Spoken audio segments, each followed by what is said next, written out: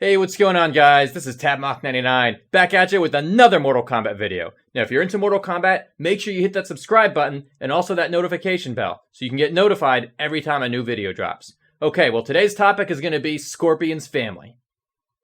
I've heard enough of your family and clan. I don't care, dude. That's what we're talking about today.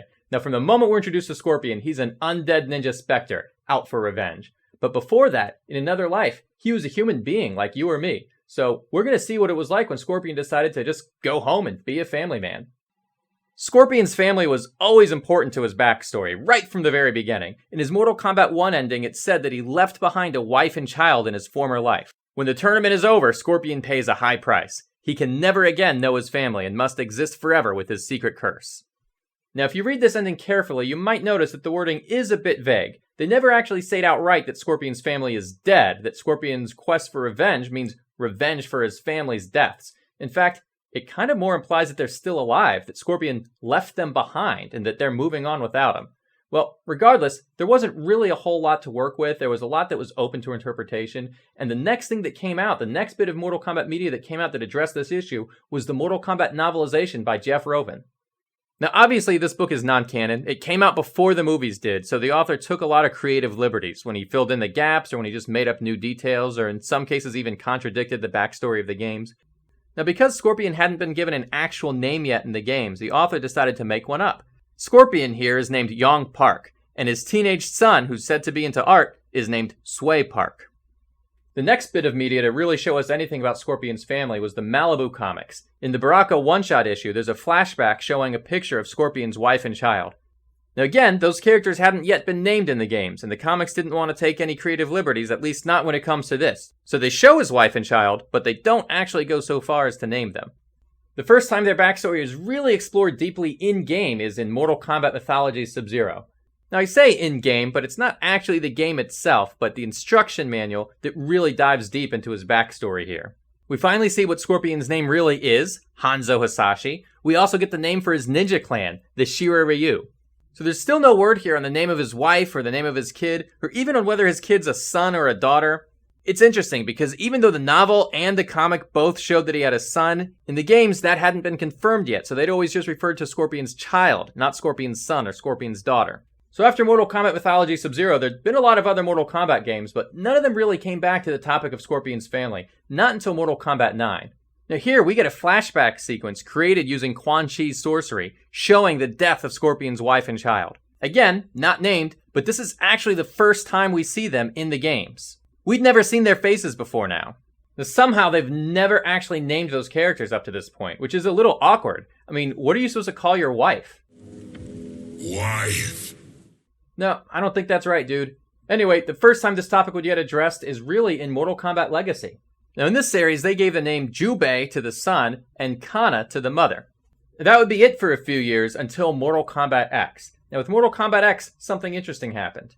In the MKX comics, they used those same names, Kana and Jubei, when Scorpion was grieving the death of his family.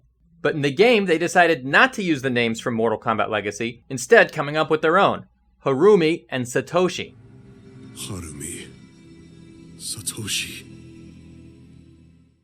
Now apparently this happened because of tight deadlines and poor communication between the games developers and the comics writers. So what happened was two different sets of names. Well, when asked about this, Sean Kittleson had this to say on Twitter.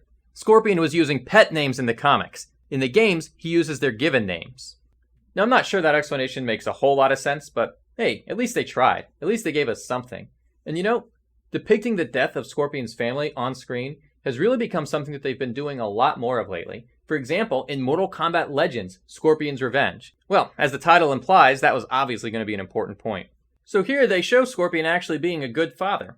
They use the name Satoshi for his son, and his wife isn't actually named. I mean, she kind of dies off screen and doesn't have any speaking lines, so there you go.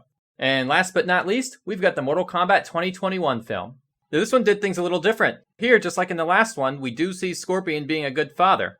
But Scorpion doesn't just have one, he has two children, a son and a daughter. Writing it this way let them still keep the aspect where Scorpion needs to get revenge for his family, but also leaves one surviving family member, which is important because Scorpion having a descendant is kind of important to the plot. Now, as for the names, you can look in the credits and you'll see that the wife is named Harumi, the son is named Satoshi Jubei Hasashi, so they are going with the whole pet name thing after all. At least for him they are. And the daughter, the baby daughter, hadn't been named at all. They just list her as Hasashi's baby. So what do all these names mean anyway? Well, I decided to look up the meaning behind these baby names, and here's what I found. Kana is a gender-neutral name, meaning powerful, while Harumi is a girl's name, meaning sunny, beauty. Jubei is a boy's name, meaning master swordsman or warrior, while Satoshi is also a boy's name, meaning intelligent, wise.